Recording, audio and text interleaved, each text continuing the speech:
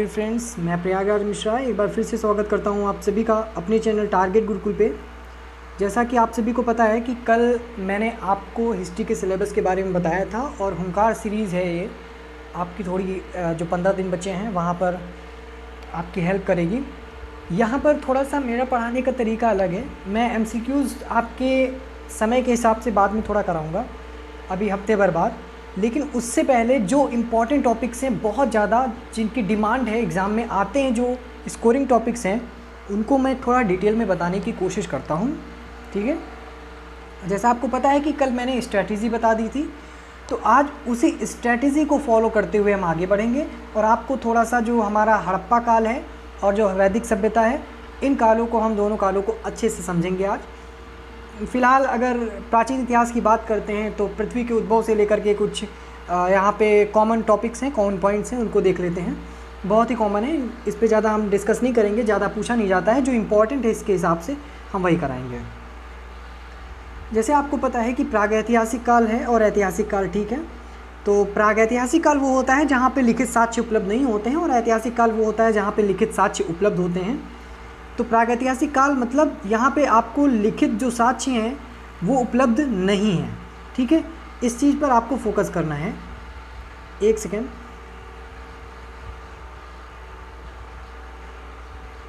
जी हाँ, यहाँ पर जो लिखित साक्ष्य हैं वो आपके पास उपलब्ध नहीं है।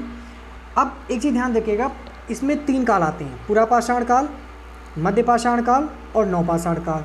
अगर इंग्लिश में भी इनके नेम्स दिए हैं, आप लोग देख सकते हैं। यहाँ से क्वेश्चन बनता है कि इनके काल मतलब कब से कब तक रहा। तो अगर डिस्कस किया जाए इस पर, तो चार्ट वाइज यहाँ पर बताया गया है, जैसे आप लोग देख सकते हैं। पुरापाषाण काल 5 लाख ईसा पूर्व से लेकर के 10,000 ईसा पूर्व तक, 10,000 ईसा पूर्व से लेकर 7,000 ईसा पूर्व तक आपका मध्यपाषाण काल, और नवपाषाण काल 7,000 ईसा पूर्व के बाद आता है। फिर निम्न पुरापाषाण काल, जो कि पुरापाषाण काल का ही एक भाग होता है, 5 लाख ईसा पूर्व से 50,000 ईसा पूर्व। मध्य पुरापाषाण काल जो है 50 लाख ईसा पूर्व से 40,000 ईसा पूर्व तक, और जो आखिरी उच्च पुरापाषाण काल है वो 40,000 ईसा पूर्व से 10,000 ईसा पूर्व तक। फिलहाल ये आप लोग देख लीजिएगा। लेकिन जो मेन टॉपिक है, अब हमको यहाँ पर बहुत ही डिटेल में समझना है चीज़ों को। देखिए, हड़प्पा सभ्यता है। हड़प्पा सभ्यता मतलब यहाँ पे कुछ ऐसे पॉइंट्स हैं जिनको याद रखना है कि पहले हड़प्पा सभ्यता कब विकसित हुई, ठीक है, और कैसे पता करेंगे कि हड़प्पा सभ्यता का उद्भव कैसे हुआ। तो इसके लिए एक पद्धति होती है कार्बन 14, देख सकते हैं। रेडियो कार्बन 14 जैसी नवीन विश्लेषण पद्धति के द्वारा सिंधु सभ्यता की सर्वमान्य तिथि 2350 ईसा पूर्व से लेकर 1750 ईसा पूर्व मानी गई है, ठीक है। अब यहाँ ध्यान देना कि अगर कहीं पे ऑप्शन में 2350 की जगह आपका 2500 लिखा हो तो वो भी आपका राइट आंसर होगा। अगर 2350 ना दिया हो, 2500 दिया हो, तो 2500 आंसर राइट होगा। अगर 2350 दिया है तो 2350 आपको राइट आंसर करके आना है। तो देखिए, जब किसी भी चीज़ को समझते हैं, मान लीजिए हमें कोई सिक्का मिला ज़मीन में पड़ा और उसमें जंग लग गई है, सब कुछ है। अब आप उसको जांचना चाहते हैं कितने साल पुराना है, कैसे क्या करेंगे, तो उसके लिए एक पद्धति होती है कार्बन 14। ये मनुष्यों पे लागू होती है, वहाँ की वस्तुओं पे लागू होती है। तो कार्बन 14 क्या होता है कि समय के हिसाब से इसका काल होता है और उस काल के हिसाब से बताया जाता है कि इसका क्षरण कितना हुआ है, ठीक है। तो उसी हिसाब से हड़प्पा काल कार्बन 14 का प्रयोग करके पता लगाई जाती हैं कि ये मनुष्य की जो बॉडी है जो सड़ चुकी है, या फिर जो हड्डियां हैं, या फिर आपके जो जानवर हैं और जो आपके बर्तन वगैरह हैं, ये कितने साल पुराने हैं, इसके पता लगाया जाता है। एक क्वेश्चन आपका बनेगा कि किस पद्धति के माध्यम से हड़प्पा सभ्यता का पता लगाया गया, कार्बन 14, ठीक है। और सर्वमान्य तिथि कौन सी है, सर्वमान्य, तो 1350 से 1750।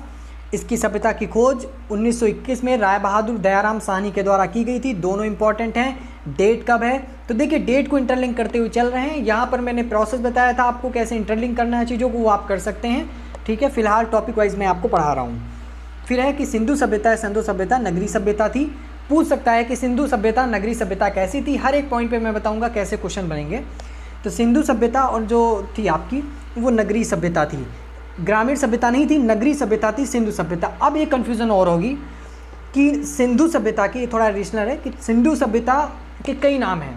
आप इसको हड़प्पा सभ्यता के नाम से भी जानते हो, सैंधव सभ्यता के नाम से भी जानते हो, और सिंधु सभ्यता के नाम से भी यहाँ पर इसे जानते हो, ठीक है।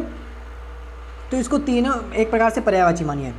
फिर है कि सिंधु सभ्यता से प्राप्त परिपक्व अवस्था वाले स्थलों में केवल 6 को ही नगर की संज्ञा दी गई है। अब कहेंगे कि हड़प्पा सभ्यता में कितने नगर हैं। अब माना कि हड़प्पा सभ्यता एक नगरीय सभ्यता है, लेकिन प्रश्न उठता है कि हड़प्पा सभ्यता में कितने नगर हैं, कितने नगरों को शामिल किया गया है। तो 6 नगरों को शामिल किया गया है। MCQ में तो लिख सकते हैं कौन कौन से हैं। मोहनजोदड़ो, हड़प्पा, लोथल, कालीबंगा, बनावली और चनहुदड़ो, ठीक है। इन 6 को शामिल किया गया है। अब यहाँ से क्वेश्चन बनेगा, हर एक नगरीय सभ्यता के अंदर के क्वेश्चन आएंगे, इनको अब हम देखेंगे, ठीक है। सर्वप्रथम हड़प्पा नामक स्थल से जानकारी मिलने के कारण इसे हड़प्पा सभ्यता नाम दिया गया। अब प्रश्न उठता है कि इसको हड़प्पा नाम क्यों दिया गया, क्योंकि सर्वप्रथम सबसे पहले जो यहाँ पर जानकारी मिली थी इस सभ्यता की वो हड़प्पा क्षेत्र से ही मिली थी, हड़प्पा नगरीय सभ्यता से ही मिली थी, इस वजह से इसको हड़प्पा सभ्यता कहा गया, ठीक है। अब हम आगे बढ़ते हैं। आगे है कि भारत के इतिहास के बारे में थोड़ा सा आगे बढ़े। जब हड़प्पा सभ्यता विकसित हो गई, हमने हड़प्पा सभ्यता के बारे में खोज की हड़प्पा सभ्यता नामक नगर से, नगरीय सभ्यता से। अब एक ये सभ्यता कहाँ से कहाँ तक है ये भी थोड़ा जान लेते हैं। पूछ सकता है प्रश्न में कि इसकी जो सभ्यता है वो कहाँ से कहाँ तक विकसित हुई है।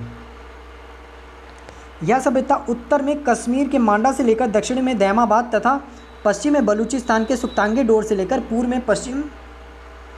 में पश्चिमी उत्तर प्रदेश के आलमगीरपुर तक ये विस्तृत है और सभ्यता के अवशेष भारत तथा अफगानिस्तान में फैले हुए हैं। अब थोड़ा समझने की कोशिश करें। अब आप कंफ्यूज हैं कि इनको कैसे करेंगे। मान लीजिए भारत है, ये आपकी दिशाएं हैं, ठीक है। ये आपका उत्तर, दक्षिण, पूरब, पश्चिम, ठीक है। यहाँ पर ये सभ्यता अगर देखा जाए भारत के संदर्भ में नहीं, क्योंकि भारत पहले बड़ा था, पाकिस्तान, अफगानिस्तान, बांग्लादेश सब था, तो उसके संदर्भ में समझते हैं। उत्तर में कश्मीर के मांडा, उत्तर में कश्मीर के मांडा तक ये है, ठीक है। ये जो आपका उत्तर का इलाका दिख रहा है।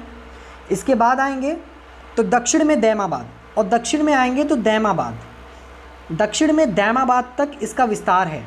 उत्तर में मांडा से लेकर दक्षिण में दैमाबाद तक विस्तार है। और फिर जब आप इधर आएंगे पूरब में, ये जो है अगर देखा जाए तो पूरब में उत्तर प्रदेश का जो आलमगीरपुर है वो पूरब में आएगा, और दक्षिण में यहाँ पे सुक्तांगे डोर आएगा जो कि पाकिस्तान में है। तो ये क्षेत्र इतना विस्तृत है, इतना। हालांकि ये नहीं पूछेगा कि इसकी क्या मतलब कितनी लंबाई, कितनी चौड़ाई, कहाँ कहाँ तक कितना इसका वर्ग किलोमीटर है, ऐसा नहीं पाएगा। जो आएगा वो पूछ सकते हैं। ये पूछ सकता है कि उत्तर से पश्चिम तक कहाँ की कहाँ तक किस प्रदेश तक या कहाँ किस जगह तक इसकी लंबाई है, या फिर कहाँ तक विस्तृत है, ठीक है। ऐसा आएगा तो ऐसा लिख सकते हैं। जहाँ से जो एक प्रकार से हड़प्पा सभ्यता का हार्ट है वो ये सारणी है। आप लिख कर ले लीजिए ये चीज़। अगर ये जो आपकी सारणी है इससे आपके 2 क्वेश्चन रखे हैं एग्जाम में, ठीक है। 2 से 3 क्वेश्चन आपके रखे हुए हैं। अब कैसे इसको कैसे पढ़ना है, कैसे समझना है। अब आप कहेंगे सर सारणी याद करेंगे कैसे, क्वेश्चंस कहाँ कहाँ से बनते हैं, मुझे बस यही बताना है, यही मोस्ट इंपॉर्टेंट है। ध्यान देना, ये सारणी दी हुई है। यहाँ पे प्रमुख स्थल है, यहाँ पे उत्खनन करता है, यहाँ पे ईस्वी दी गई है किस सन में, और नदी वर्तमान स्थिति क्या है, और महत्वपूर्ण प्रश्न। अगर वर्तमान स्थिति को ऐड करें तो कम से कम 4 प्रश्न आपके बन जाएंगे अगर वर्तमान स्थिति से पूछा जाता है। समझने की कोशिश करिए। हमने नगरीय सभ्यता के बारे में बताया, 6 नगरीय सभ्यता। यहाँ पे कई और भी नगरीय सभ्यता के अलावा ऐड किया गया है हड़प्पा सभ्यता में। हड़प्पा, अब कह रहे हैं प्रमुख स्थल हड़प्पा, इसकी खोज किसने की थी, मतलब इसका जो उत्खननकर्ता कौन थे, तो दयाराम साहनी, ठीक है। दयाराम साहनी, आपको मेन दयाराम साहनी ही लिखना है, माधव स्वरूप वत्स नहीं लिखना है। किस सन में, तो 1921 में। किस नदी के किनारे, रावी। कोई भी सभ्यता हो वो नदी के किनारे विकसित होती, रावी नदी के किनारे। अगर देखा जाए हड़प्पा जो पहले सभ्यता विकसित हुई वो अब वर्तमान में उसको किस नाम से जाना जाता है या कहाँ स्थित है, तो पाकिस्तान का मांटेगोमरी जिला है, वहाँ स्थित है। अब ये चीज़ ध्यान रखनी है कि हड़प्पा सभ्यता की जब खुदाई हुई 1921 में, रावी नदी के किनारे सभ्यता विकसित है, दयाराम साहनी के द्वारा उत्खनन किया गया जो कि आज पाकिस्तान के मांटेगोमरी जिला में है। तब उसमें जब खुदाई के समय कौन कौन से तत्व पाए गए, कौन कौन से साक्ष्य पाए गए, ये मोस्ट इंपॉर्टेंट है कि कौन कौन से साक्ष्य पाए गए। पहला आपको क्या याद रखना है, कि किस सभ्यता की खोज किस उत्खननकर्ता ने की, ध्यान रखना है। फिर रखना है कि किस सभ्यता की मतलब किस नगरीय सभ्यता की खुदाई कब हुई, उत्खनन किसने किया और उत्खनन किस सन में किया, और वो सभ्यता किस नदी के किनारे एग्जिस्ट करती है। तीसरा कि उसकी वर्तमान स्थिति क्या है, और चौथा कि उसकी महत्वपूर्ण साक्ष्य क्या है। महत्वपूर्ण साक्ष्य आपके पूछे जाएंगे, 2 क्वेश्चंस अगर आएंगे उनमें से एक क्वेश्चन तो आएगा इसमें, ठीक है, ध्यान रखिएगा। अब ध्यान दीजिएगा, जैसे तांबे का पैमाना, तांबे की इक्का गाड़ी, तांबे का गलाने का भट्टी और अन्नागार। ये भी क्वेश्चन आया है कि अन्नागार किस नगरीय सभ्यता में पाया गया, कहाँ उसकी मतलब खोज हुई थी, तो हड़प्पा सभ्यता में। ऐसे क्वेश्चन सब इसी को देखते हुए चलते हैं। मैंने प्रोसेस बता दिया है कि कैसे आपको पढ़ना है। ये PDF आपको मैं अवेलेबल करा दूंगा, ठीक है, फ्री ऑफ कॉस्ट आपका यह रहेगा। इसी प्रकार से आप देखते हैं मोहनजोदड़ो राखलदास बनर्जी ने उत्खनन किया 1922 में, सिंधु सभ्यता के किनारे है। या फिर ऐसे भी पूछ सकता है कि सिंधु सभ्यता के किनारे कौन सी नगरीय सभ्यता विकसित हुई, तो आपको लिखना है मोहनजोदड़ो। ऐसे भी घुमा के पूछेगा, ठीक है, इससे बहुत क्वेश्चन बनेंगे, ठीक है फ्रेंड्स।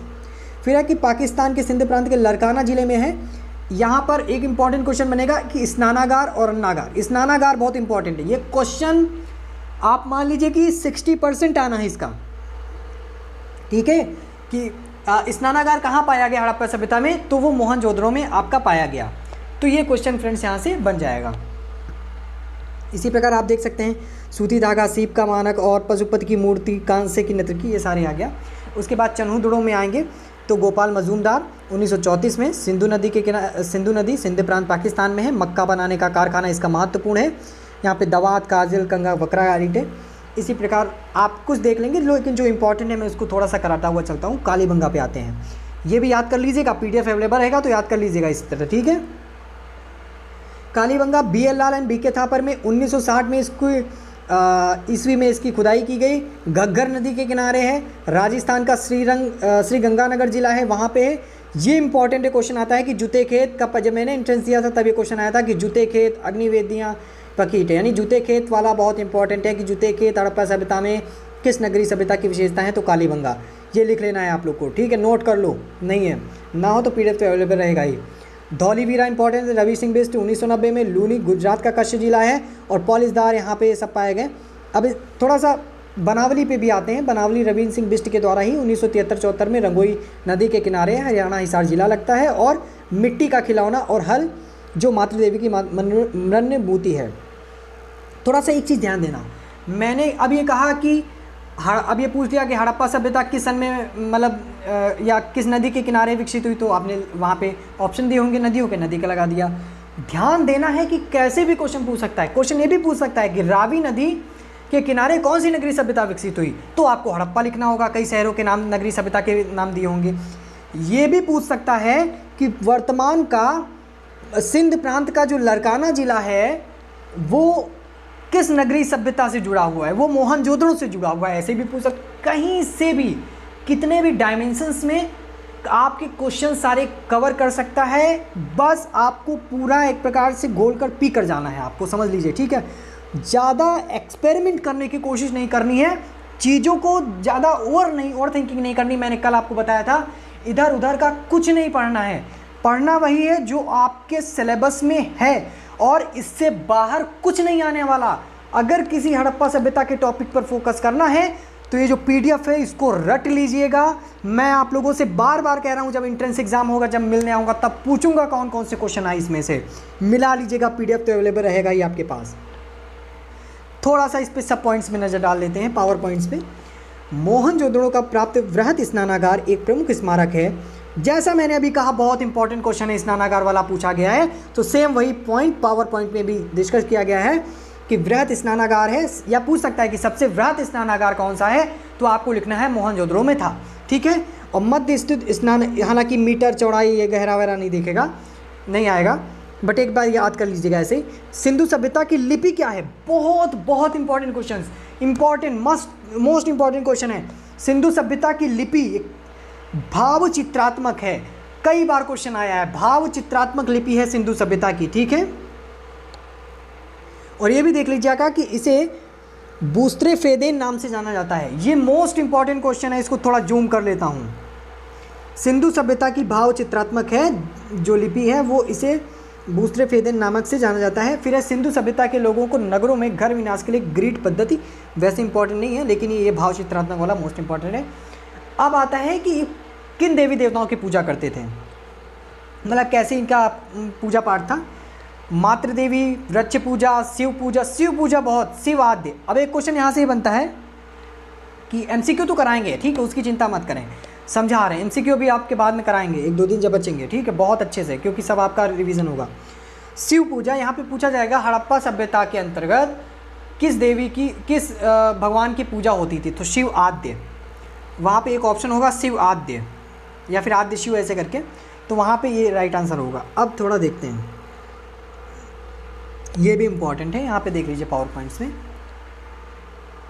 हड़प्पा सभ्यता के धौलीवीरा स्थल शैलकृत स्थापित के प्रमाण मिले हैं। गंगा घाटी में धान की खेती के प्रमाण संत कबीर नगर, लहुरवेदा। हालांकि इम्पॉर्टेंट नहीं है, जहाँ पे इम्पॉर्टेंट है मैं आपको बता रहा हूँ। हाँ, ये इम्पॉर्टेंट है कि सिंधु सभ्यता को प्रथम नगरीय सभ्यता भी कहा जाता है क्योंकि पहली बार नगरों का उदय यहीं से हुआ था, ठीक है। और फिर क्या है कि मोहनजोदड़ो, ये मोस्ट इंपॉर्टेंट है, मोस्ट इंपॉर्टेंट, कई बार क्वेश्चन आया है, ठीक है। ये वाला जो क्वेश्चन है आप लोगों का, ये कई बार पूछा गया है कि मोहनजोदड़ो को मृतकों का टीला कहते हैं और सिंधु का बाग कहते हैं। मोस्ट इंपॉर्टेंट क्वेश्चन है, नोट कर लीजिए। मृतकों का टीला किसे कहा गया है? जब मैंने एंट्रेंस दिया था तब ये क्वेश्चन आया था कि मृतकों का टीला मोहनजोदड़ो को कहते हैं और सिंधु का बाग भी इंपॉर्टेंट है। लघु हड़प्पा, ये भी इंपॉर्टेंट है। लघु मोहनजोदड़ो किसे कहा जाता है? लोथल, ठीक है। और क्या है यहाँ पर देखो, कालीबंगा का अर्थ काले रंग की चूड़ियाँ होता है, इंपॉर्टेंट है, सारे इंपॉर्टेंट, ये मोस्ट इंपॉर्टेंट है, ठीक है, इनको याद कर लीजिएगा।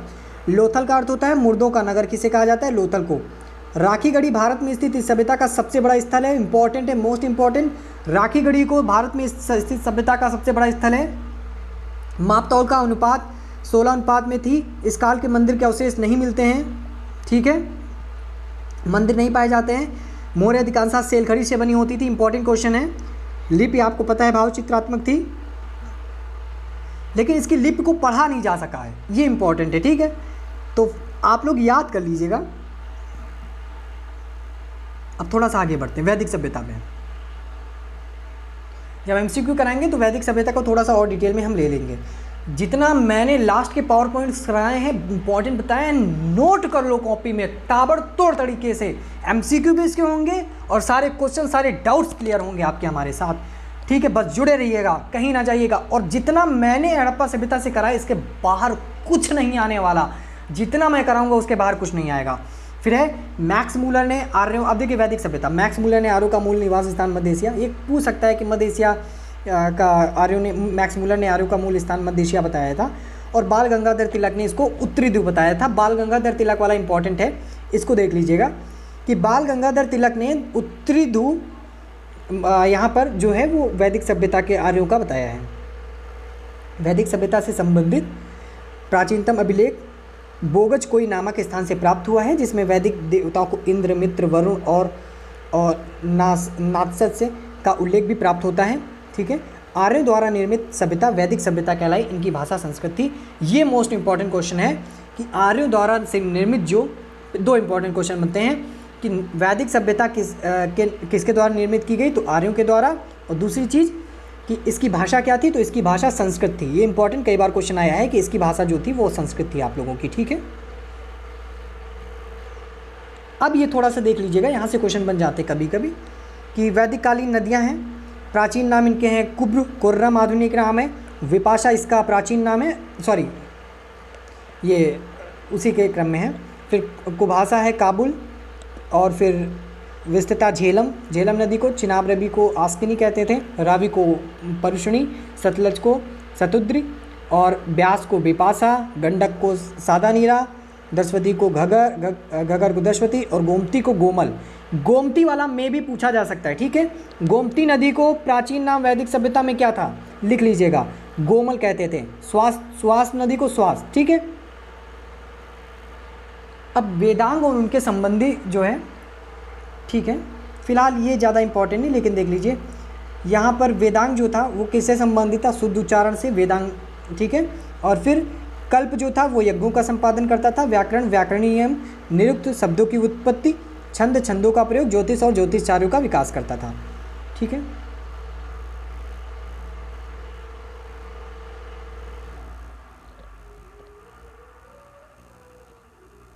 वेद उपवेद एवं क्रम, ये बहुत इंपॉर्टेंट, ये इंपॉर्टेंट है, इसको देख लीजिएगा कि यहाँ पे वेद दिए हैं, उनके उपवेद दिए हैं, रचनाकार दिए हैं और ब्राह्मण ग्रंथ दिए हैं। ये मोस्ट इंपॉर्टेंट है, यहाँ से क्वेश्चन एक बन सकता है 90% चांस है।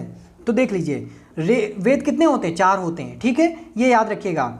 और ये पूछ सकता है कि जो आपका वैदिक सभ्यता है ये मुख्य रूप से सबसे पुराना वेद कौन सा है, या फिर वैदिक सभ्यता किस वेद से मुख्य रूप से संबंधित है। तो ऋग्वेद आप लोग यहाँ पर लिखेंगे, मुख्य रूप से मैं कह रहा हूँ ऋग्वेद। ठीक है, इसका राइट आंसर होगा।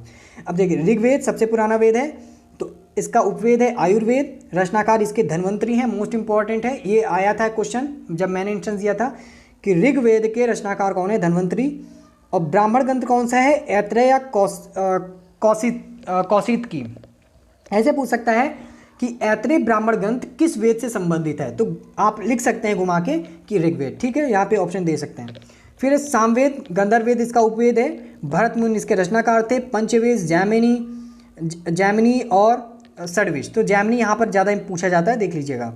फिर है यजुर्वेद और इसका जो उपवेद है वो धनुर्वेद है, रचनाकार इसके विश्वामित्र हैं। तैत्तिरीय, शतपथ और टांडव, ये भी इंपॉर्टेंट है, यजुर्वेद मोस्ट इंपॉर्टेंट है, देख लीजिएगा। अथर्ववेद, शिल्पवेद, विश्वकर्मा ने इसके रचनाकार थे। गोपद इसका ब्राह्मण ग्रंथ है, गोपद भी इंपॉर्टेंट है। फिलहाल कुल मिलाकर निष्कर्ष निकल कर आया मेरे प्यारे भाइयों, मेरे प्यारे बहनों, कि ये पोर्शन रट के जाना है, इतना याद कर लेना क्योंकि एंट्रेंस दे रहे हो। ठीक है, जो मैं बोलूं बस। उपनिषदों की कुल संख्या, मोस्ट इंपॉर्टेंट क्वेश्चंस हैं, अब सारे मोस्ट आएंगे जो मैं बोल दूंगा। उपनिषदों की संख्या कितनी है, 108 है, मैंने उस दिन लाइव क्लास की थी तब भी पूछा था। महापुराण की संख्या कितनी है, 18 महापुराण होते हैं। वेद कितने हैं, अभी मैंने बताया वेद 4 होते हैं, ऋग्वेद, सामवेद, यजुर्वेद और अथर्ववेद। अब आता है अगला कि आर्यों की प्रशासनिक इकाई बढ़ते के क्रम कौन कौन से थे। हालांकि बढ़ते क्रम के बारे में भी पूछ सकता है। प्रशासनिक इकाई जो थी, प्रशासनिक इकाई क्या थी कि जब आर्य लोग आए तो उनकी प्रशासनिक, जैसे कि आप लोग क्या कर, यहाँ पे थोड़ा मैं बता देता हूँ। अब आप लोग प्रशासनिक इकाई लेंगे तो कंफ्यूज हो जाएंगे, थोड़ा सा डिटेल में बताता हूँ। जैसे आप लोग देखते हैं कि हमारे यहाँ केंद्र सरकार है, केंद्र सरकार से नीचे राज्य सरकार है, राज्य सरकार से नीचे आपके अगर देखा जाए तो ये नगर पालिकाएँ वगैरह हैं, और फिर यहाँ पर आप आते हैं ग्राम विकास या पंचायत वगैरह। तो ये एक क्रम है, केंद्र, राज्य, नगर पालिका और पंचायत वगैरह सब आता है। तो इसी प्रकार से वहाँ पे भी होता था। वहाँ पे क्या होता था, पहले ग्राम था, ग्राम के नीचे विश्व होते थे, विश्व के नीचे जन होते थे। ये एक इकाई थी प्रशासनिक जहाँ पे शासन चलाया जाता था, समझ गए। इंपॉर्टेंट है, नोट कर लीजिएगा और इसका सीक्वेंस देख लीजिएगा। ग्राम, विश्व और जिला, जन। ठीक है, विश्व को जन कहते थे। आगे बोलो, ठीक है, ध्यान देना। सूत, रथकार और कम्मादि नामक अधिकारी रत्नी कहलाते थे। रत्नी किसे कहा जाता था, ये इंपॉर्टेंट है। ठीक है, देख लीजिएगा कि रत्नी जो था वो सूत, रथकार और कम्मादि नामक जितने भी अधिकारी होते थे उनको रत्नी कहा जाता था। इनकी संख्या राजा सहित करीब 12 हुआ करती थी। रत्नी की कितनी संख्या थी, इंपॉर्टेंट है, 12 होती थी। सभा एवं समिति आ गए भैया टॉपिक पे, मोस्ट इंपॉर्टेंट सभा समिति, नोट कर लीजिएगा, मोस्ट इंपॉर्टेंट। सभा एवं समिति को राजा सलाह देने वाली संस्था थी। सभा श्रेष्ठ एवं सम्राट लोगों की संस्था थी। समिति सामान्य कौन सी संस्थाएं होती थी, क्वेश्चन आता है कि वैदिक सभ्यता में कौन सी संस्था थी, तो सभा और समिति, मोस्ट इंपॉर्टेंट है। ठीक है, और इसके अध्यक्ष को क्या कहा जाता था, सभा समिति के अध्यक्ष को, ये भी इंपॉर्टेंट है, ईशान कहा जाता था। नोट कर लीजिएगा, ईशान कहा जाता था सभा समिति के अध्यक्ष को। फिर है युद्ध में कबीले का नेतृत्व कौन करता था, तो राजा करता था। युद्ध के लिए गविष्ठ शब्द का प्रयोग किया गया है, इसका अर्थ है गायों की खोज। गविष्ठ का क्या अर्थ है, गविष्ठ का अर्थ है गायों की खोज। फिर है कि दशराज्य युद्ध का उल्लेख ऋग्वेद के 7वें मंडल में है, मोस्ट इंपॉर्टेंट। दशराज्य जो है यहाँ पे ध्यान देना है कि दशराज्य युद्ध का जो उल्लेख है वो ऋग्वेद के 7वें मंडल में किया गया है। और पुरुषपणी, रावी नदी के तट पर सुदास, पुरुषपणी यानी कि अभी मैंने बताया कि रावी नदी को पुरुषपणी, परुष्णी नदी कहा जाता था, तो यहाँ पर देखना है कि नदी के किनारे सुदास तथा 10 जनों के बीच लड़ा गया जिसमें सुदास विजयी हुआ। 7वें मंडल में है, ठीक है। दशराज युग, ये इंपॉर्टेंट है कि कहाँ पे 7वें मंडल में है। और अगर पूछा जाए कितने मंडल हैं तो टोटल 10 मंडल हैं, ये भी देख लीजिएगा। फिर है कि स्त्रियां शिक्षा ग्रहण करती थीं। ऋग्वेद में लोपामुद्रा, घोषा, सिकिता, अपाला, विश्वास और जैसी विदुषी स्त्रियों का वर्णन है। ये तो आपने पढ़ा होगा।